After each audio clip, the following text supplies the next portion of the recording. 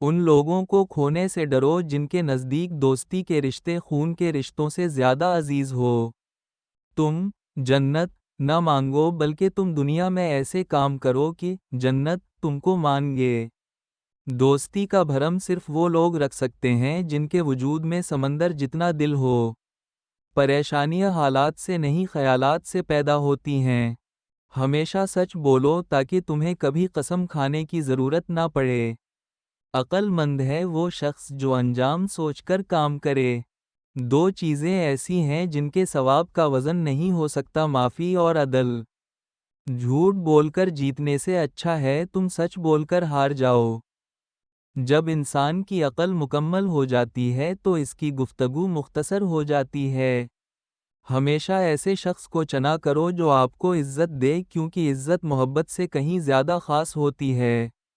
جسے تقدیر پر یقین ہوتا ہے وہ اپنے اوپر نازل ہونے والی مصیبتوں سے نہیں گھبراتا۔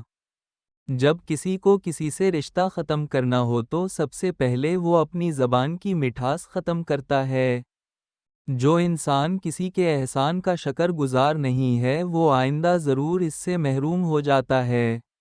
تیرا نفس تجھ سے وہی کام کروائے گا جس کے ساتھ تو نے اسے مانوس بنایا ہے۔ انسانیت بہت بڑا خزانہ ہے، اسے لباس میں نہیں انسان میں تلاش کرو۔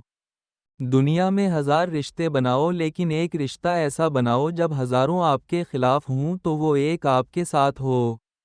اگر تم اس وقت مسکرا سکتے ہو جب تم پوری طرح ٹوٹ چکے ہو تو یقین جانو دنیا میں تمہیں کبھی کوئی نہیں توڑ سکتا۔ اچھے لوگوں کا تمہاری زندگی میں آنا تمہاری قسمت ہوتی ہے اور انہیں سنبھال کر رکھنا تمہارا ہنر۔